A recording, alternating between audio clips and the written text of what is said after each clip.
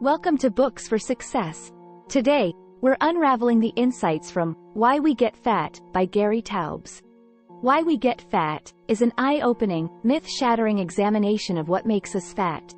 Taubes argued that our diet's overemphasis on certain kinds of carbohydrates, not fats and not simply excess calories, has led directly to the obesity epidemic we face today.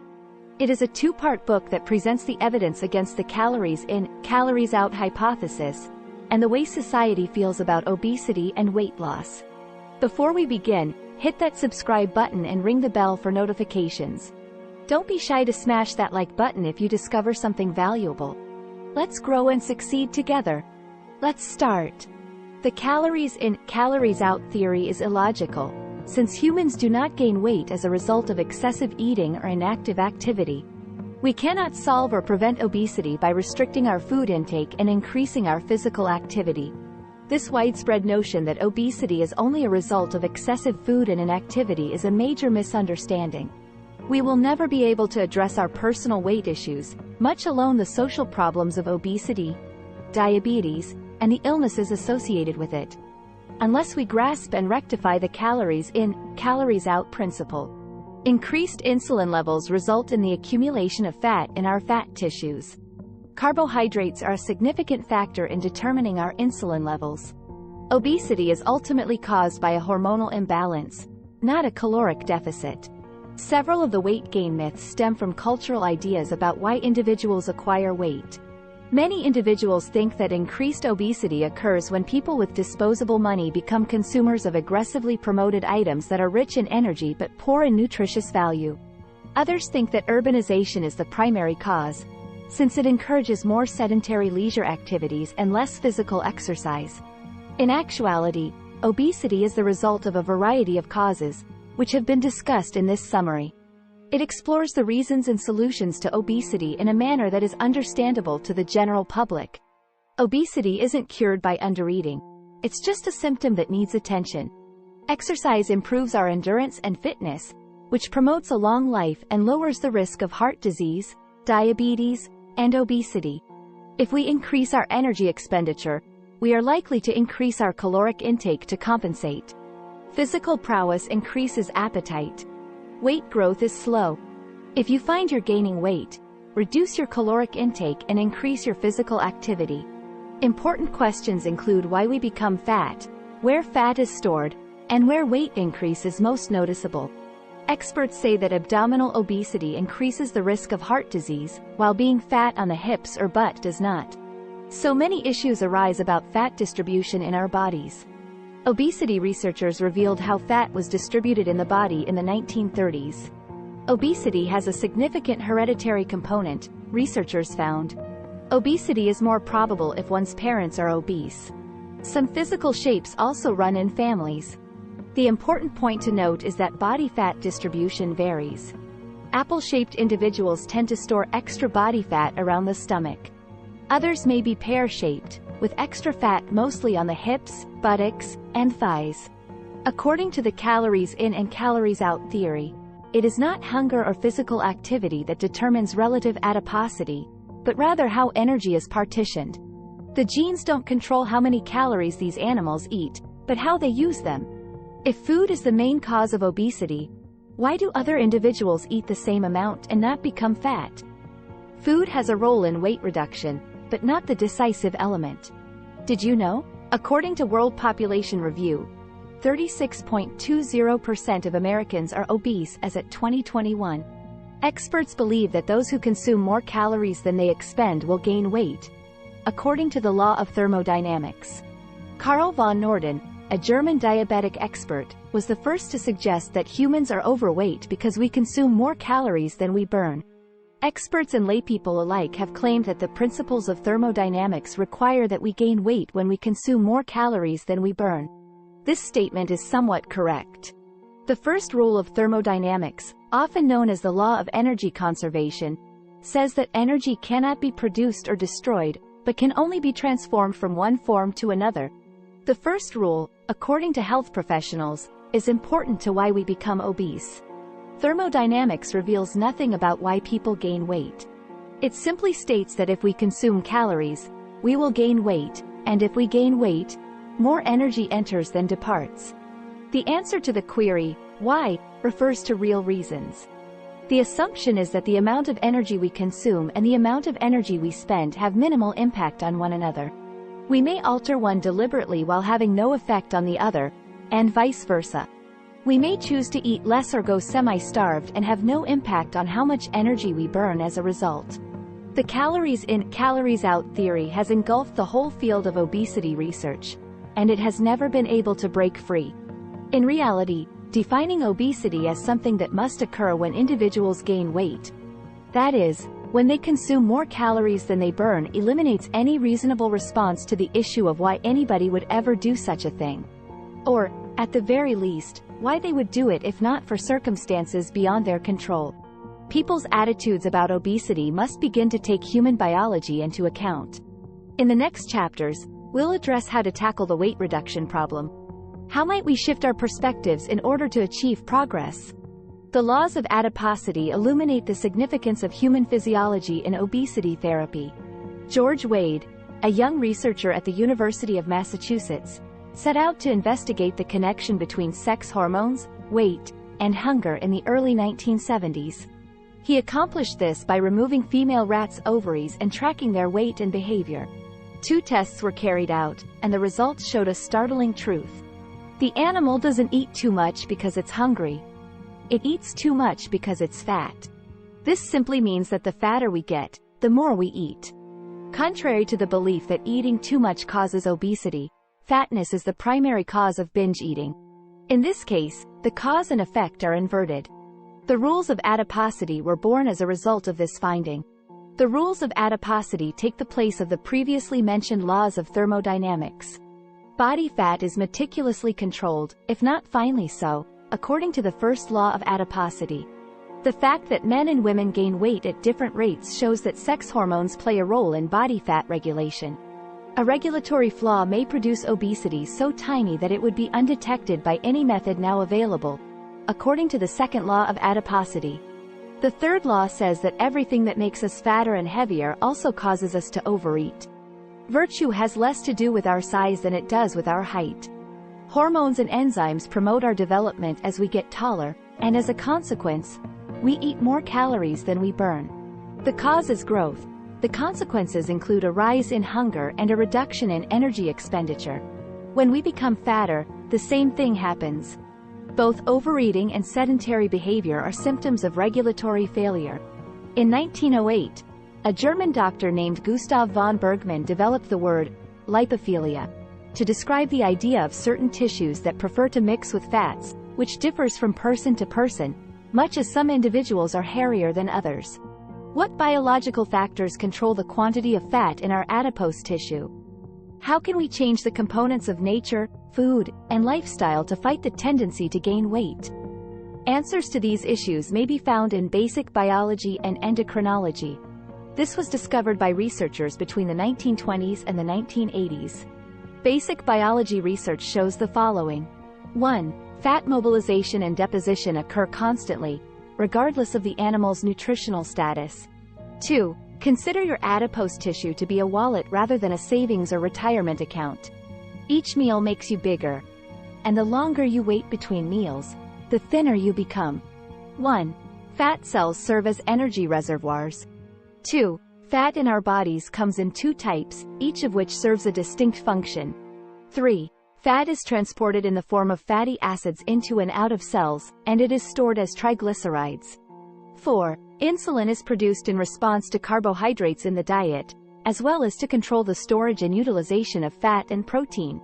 5. The quality and amount of carbohydrates eaten are the primary determinants of insulin levels in the circulation. 6. Insulin instructs fat cells to suppress hormone. 7. Sensitive lipase, HSL, and take in more fatty acids through LPL, preventing fatty acid release.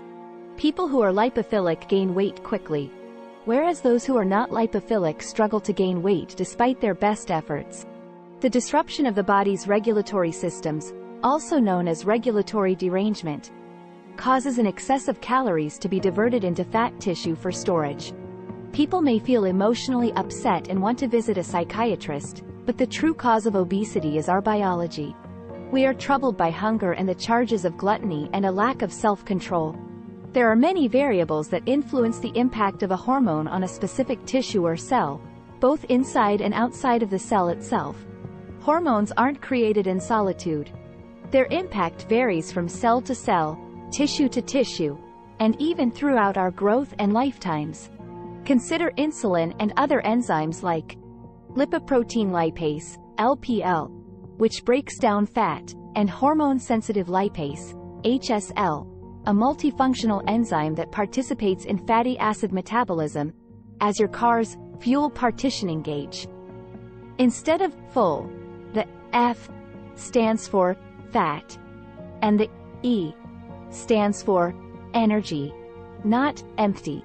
If the needle is pointing to the letter F, it indicates you're storing more fat, and if it's pointing to the letter E, it suggests you've got plenty of energy for physical exercise. Not only do your insulin levels influence the direction in which the needles point, but a number of other variables also play a role. Here are a few examples. Cellular insulin resistance. Insulin has different effects on different cells. Age and genes do not cause all cells to become insulin resistant at the same time, to the same degree, or in the same manner. These contributing elements are more of a product of nature than of nurture. The foods that are the most fatty have the biggest impact on our blood sugar and insulin levels. These are concentrated carbohydrate sources, especially ones that humans can digest quickly. Refined flour products, bread, cereals, and pasta. Liquid carbs, beer, fruit juices, and sodas. And starches, potatoes, rice, and corn. These meals rapidly release glucose into the circulation. Insulin levels rise when blood sugar levels rise. We gain weight. The reduction of fructose and alcohol helps us maintain a healthy insulin level. Fructose should be avoided at all costs. The human body, especially the liver, was never designed to deal with the amount of fructose found in contemporary diets. Fructose is present in fruits in tiny amounts. A cup of blueberries, for example, has 30 calories. Our livers react to fructose by converting a large portion of it to fat and storing it in our adipose tissue. This is why biochemists regard fructose to be the most lipogenic carbohydrate. While fructose may not have an immediate impact on blood sugar and insulin levels, it is most likely a long-term cause of insulin resistance. This resistance may lead to more calories being stored as fat. In the liver, alcohol is broken down into a little quantity of energy and a big amount of a molecule known as citrate. The conversion of glucose to fatty acids is catalyzed by citrate. Maltose, a refined carbohydrate, accounts for about a third of the calories in a normal beer. The glycemic index, or how our blood sugar reacts to various meals, is a good indicator of how our insulin will react. The aim is to decrease the insulin we produce and the fat we acquire by lowering the glycemic index of our meals.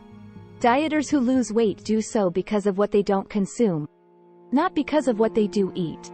When we attempt to diet using traditional techniques or decide to eat healthily, we will eliminate the most fatty carbs from our diet as well as a part of overall carbohydrates. As a result, weight loss programs must control fat tissue so that it releases the extra calories it has collected. Any modifications made by the dieter that do not work toward that objective will deprive the body in other ways, resulting in the regimen's failure. The assumption that dietary fat, particularly saturated fat, causes heart disease led to the notion that carbs prevent it. Influential writers in the early 1980s were urging people to eat more carbohydrates and promoting starches and bread as diet foods. This silliness reached a peak in 1995, when the American Heart Association issued a booklet claiming that we may eat anything we want as long as it's low in fat. If dietary fat did really cause heart disease, as we've been hearing for the last 50 years, this advice and the avoidance of low-carb weight loss regimens would make sense. But there has always been enough evidence that this preoccupation with dietary fat is misguided, yet another example of health experts deceiving themselves and the rest of us because they assumed they knew the truth about a topic before doing any serious study. It's impossible to pinpoint the reason for obesity in each person without thorough study. There is a lot of false information out there that is driving people astray. As long as people try to lose weight without looking to understand their body system, they'll keep believing in the many misconceptions in the real world. Until doctors truly understand why we get fat, we'll keep on falling for the tricks of fad diets and unnecessary use of supplements. The longer we consume a specific kind of food, the more helpful and less dangerous it becomes to us. Jeffrey Rose, a British epidemiologist, laid out the adaptation logic indirectly. She went on to say that removing artificial influences and restoring biological normalcy are the best ways to avoid chronic illnesses. Biological normalcy is the state to which humans have evolved genetically. As a result, the question arises: what are the circumstances to which humans are genetically adapted? The answer dates from the Paleolithic period, often known as the Stone Age. Our genes were successfully molded throughout this period.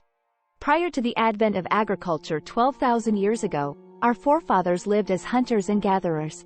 The Stone Period accounts for more than 99.5% of human history, with over 100,000 generations of humans living as hunter-gatherers, compared to 600 generations of farmers or 10 generations in the Industrial Age. We may draw inferences pertinent to our issue of whether a diet that can make us slim can be a healthy diet based on the findings of anthropologists who examined modern-day hunter-gatherers.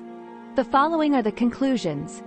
Hunter-gatherers devoured large quantities of animal food whenever and wherever it was environmentally feasible. In comparison to today's meals, their diets were rich in protein, 19 to 35% of calories, and extremely high in fat, 28 to 58% of calories. Carbohydrates were limited in the diets, accounting for 22 to 40% of total energy. Modern foods, which now account for more than 60% of all calories in the average Western diet, would have provided practically little energy in a normal hunter-gatherer diet. These conclusions show that the early men consumed less carbohydrates and ate more protein. They were also in good shape because they mainly consumed animal foods that were not processed. Conclusion. The most difficult part of losing weight is making excuses for why we can't give up the diets that lead us to gain weight. One of the most common justifications is that meals and beverages that are low in fat are often low in nutrients. The claim that a diet low in fattening carbohydrates would be deficient in important elements such as vitamins, minerals, and amino acids is untrue. To begin with, the meals we would avoid are those that are high in fat, rather than lush green vegetables and salads. This should be enough to alleviate any lingering concerns about vitamin and mineral deficiency.